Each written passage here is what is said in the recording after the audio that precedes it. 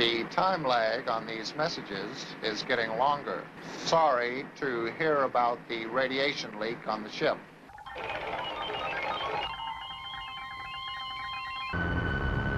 Imagine a beach ball with claws chasing astronauts through narrow corridors of a spacecraft. That's the kind of weird brilliance you get with John Carpenter's Dark Star.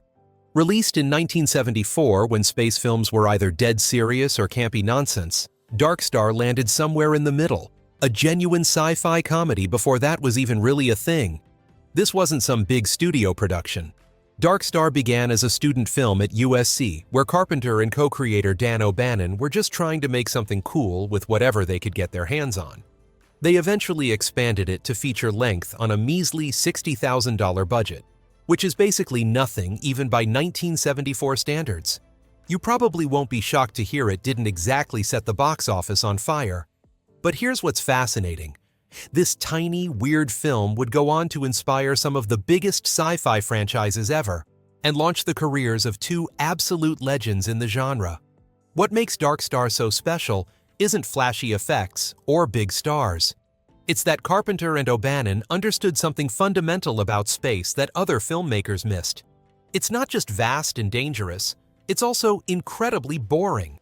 The crew of the Dark Star aren't heroic explorers or square-jawed military types. They're essentially space truckers, bored, disheveled guys who've been cooped up together way too long on a mission to blow up unstable planets that might threaten future colonization.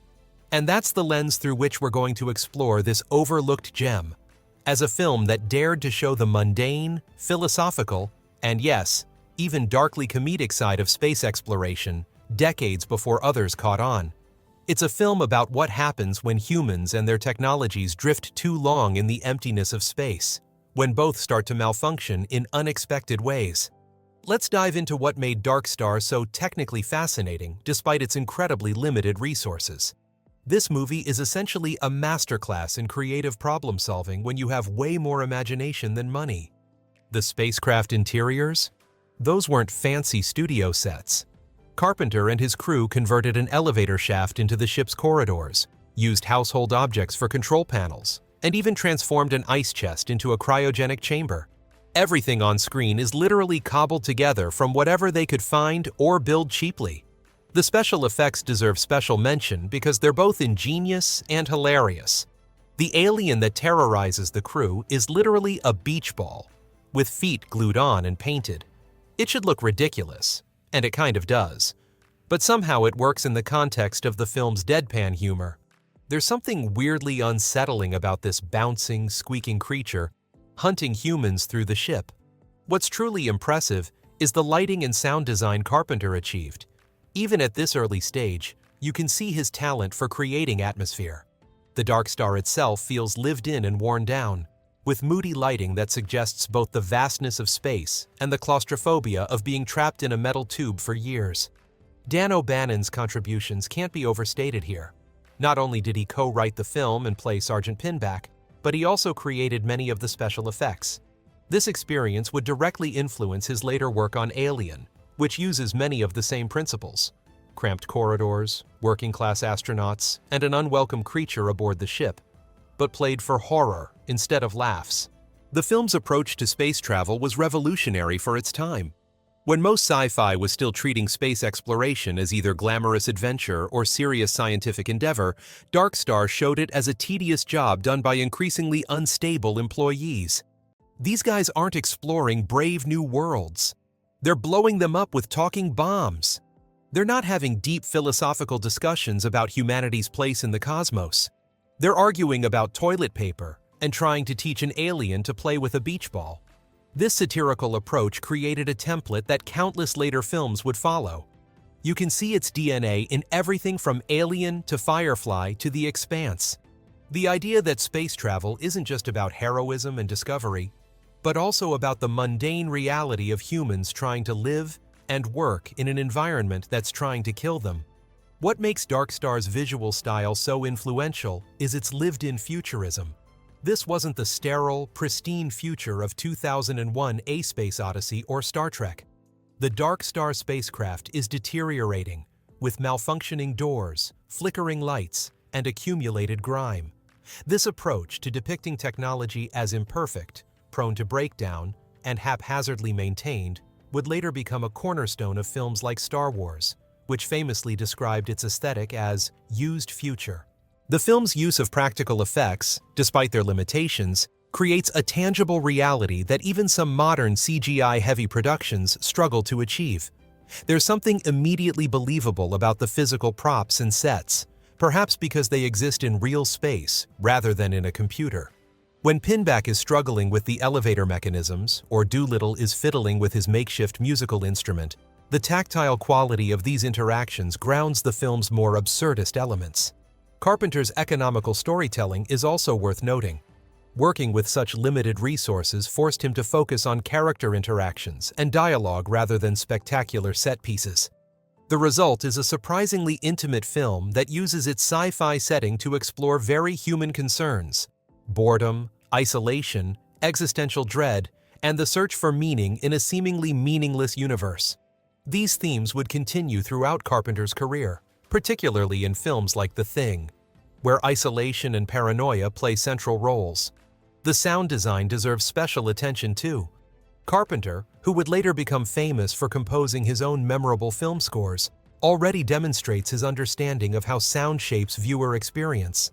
The constant background hum of the ship's systems, the electronic beeps and bloops of the computers, and the eerie silence of space all contribute to the film's unique atmosphere. The performances in Dark Star aren't what you'd call traditionally polished, but that's exactly what gives the film its authentic, almost documentary-like quality. These aren't actors pretending to be astronauts. They're just guys who look like they've genuinely been stuck in a metal tube for 20 years. Space for 20 years now, right? And we've only aged 3 years. Dan O'Bannon as Sergeant Pinback is the standout here. Before he went on to write Alien and Total Recall, O'Bannon created this neurotic, increasingly unhinged character who's slowly losing his grip on reality. There's this amazing video diary sequence where Pinback reveals he's not even supposed to be on the mission. He's actually a fuel maintenance technician who got trapped on board when the real Pinback committed suicide. The way O'Bannon delivers this revelation with a mix of deadpan humor and existential dread is perfect. Brian Norrell plays Lieutenant Doolittle, the reluctant commander who'd rather play his homemade bottles and wire instrument than lead the crew. There's something so wonderfully melancholic about watching him dreamily talk about surfing back on Earth while staring into the void of space. When he ultimately rides a piece of debris like a surfboard into a planet's atmosphere at the end, it's both absurd and strangely poetic. But the most memorable performance might not be human at all. The ship's AI bombs, particularly Bomb Number 20, steal the show with their stubborn, literal-minded personalities. The scene where Doolittle has to talk Bomb Number 20 out of detonating by introducing it to phenomenology and the concept of solipsism is absolute genius. I think, therefore I am. But how do you know you exist, Bomb? How do you know you exist? The bomb's growing philosophical crisis feels like HAL 9000's breakdown in 2001, but played for laughs instead of horror. The beach ball alien hunt sequence deserves special mention too. What should be ridiculous becomes this bizarre, tense cat-and-mouse game through the ship's corridors. The scene where Pinback is dangling from an elevator shaft, slowly losing his grip while the alien bounces menacingly nearby, somehow manages to be both funny and genuinely suspenseful. What connects all these performances and scenes is a consistent theme: humans, and their technologies, breaking down in isolation. Every character is coping with boredom and existential dread in their own way. Doolittle with his music, Pinback with his video diaries, Talby by staring at the Phoenix asteroids. The whole film feels like a cosmic joke about what happens when you send humans too far from home for too long. Cal Cooney-Holmes' performance as Talby deserves more recognition than it typically receives. As the ship's observer who spends most of his time in the observation dome watching the stars, Cooney-Holm embodies a different kind of space madness, not the anxious breakdown of Pinback or the resigned melancholy of Doolittle, but a serene detachment that borders on religious reverence. His fascination with the Phoenix asteroids, luminous space phenomena that might be alien life forms, gives the film some of its most genuinely poetic moments. When he finally drifts away into space to join them, there's a strange satisfaction to his fate. The character of Commander Powell, played by Joe Saunders, creates some of the film's most darkly comic moments despite spending most of the movie in cryogenic suspension after a malfunction. The scene where Doolittle revives the partially dead commander to ask for advice, only to have a rambling, increasingly nonsensical conversation with a man who's aware he's mostly dead, is both hilarious and deeply unsettling. Powell's casual acceptance of his predicament, "How do you feel?" Same as always. Terrible. Perfectly encapsulates the film's gallows humor approach to mortality. What makes these performances work so well together is the palpable sense of shared history between the characters. Though the film never explicitly shows us their years together, the actors convey the familiarity, irritation, and grudging affection of people who've been forced to share extremely close quarters for far too long. The way they talk over each other, finish each other's sentences, and know exactly which buttons to push in an argument feels authentic, in a way that many ensemble casts never achieve. Even minor moments reveal character depth, like when Boiler casually shoots at asteroids for fun, showing his boredom and disregard for protocol, or when Doolittle absent-mindedly reaches out to touch stars through the ship's window, suggesting a yearning for connection with something beyond their metal cocoon. These small acting choices build a surprisingly complex portrait of humans adrift, both physically and psychologically, searching for meaning in the void. Dark Star's journey from obscurity to recognition is almost as interesting as the film itself.